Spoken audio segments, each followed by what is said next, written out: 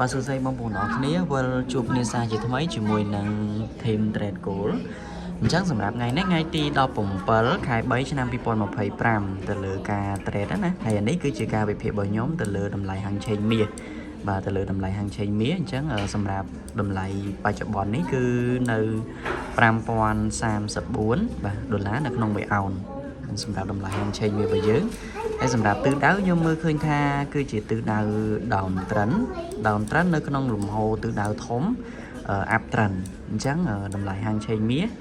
ខ្ញុំ recommend ឲ្យអ្នកនរគ្នាបើសិនជាចាំអ្នកនរគ្នាចង់ទិញណាអាចរងចាំទិញនៅតំបន់នេះបានគឺនៅ4934ដុល្លារនៅក្នុង1អោននិងបើសិនជាអ្នកនរគ្នាជាអ្នក long term អាចចាំទិញនៅតម្លៃនឹងបានហើយបើសិនជាអ្នកនរគ្នាជាអ្នកshort term ដែលយើង scale ណាអាចធ្វើការចង់លក់អាចលក់ពីតម្លៃនេះបាននេះបាទតម្លៃដែលខ្ញុំគូឲ្យហ្នឹងគឺនៅ5037 5040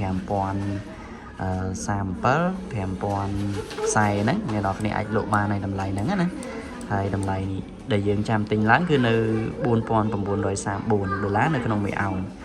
ហើយទៅលើព័ត៌មានគឺខ្ញុំទទួលបានការពីមិញនឹងដែរក្តៅណែព័ត៌មានទៅលើសហរដ្ឋអាមេរិកនិងចិនគឺបានធ្វើការមានកិច្ចព្រមព្រៀងមួយទៅលើការរក្សាពន្ធឲ្យនៅស្ថិរភាពល្អណាហើយ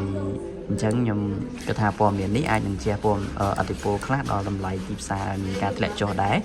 អញ្ចឹងព័ត៌មាននេះតើតែអ្នកនៅក្នុងក្រុម VIP បានទទួលបានណាខ្ញុំបញ្ជាក់តិចអញ្ចឹងខ្ញុំតម្លាក់ទៅនៅក្នុងក្រុម VIP ទេអញ្ចឹងបើសិនជាបងប្អូនចង់ចូលក្រុម VIP អាចធ្វើការតំណែងមកកាន់ខ្ញុំបានណាឆាតមក Telegram មកហើយខ្ញុំមានតែប៉ុណ្្នឹងទេសម្រាប់ការវិភាគតម្លៃហាងឆេងមាសអញ្ចឹងសង្ឃឹមថាបងប្អូននឹងទទួលបានផលចំណេញបន្ថែមទៀតពីទីផ្សារមួយនេះអរគុណច្រើនអញ្ចឹងសម្រាប់បងប្អូនដែលថ្មីអាចចុច Subscribe channel ហ្នឹងមួយទៅដើម្បីតាមដានទៅលើតម្លៃហាងឆេងមាសឬមួយក៏អាចឆាតមក Telegram របស់ខ្ញុំផ្ទាល់ដើម្បីធ្វើការបើកគណនីក្នុងការជួញដូរឬក៏សិក្សាបន្ថែមពីតម្លៃហាងឆេងមាសអញ្ចឹងអរគុណច្រើនបងប្អូនអរគ្នាសង្ឃឹមជួបគ្នានៅវីដេអូក្រោយ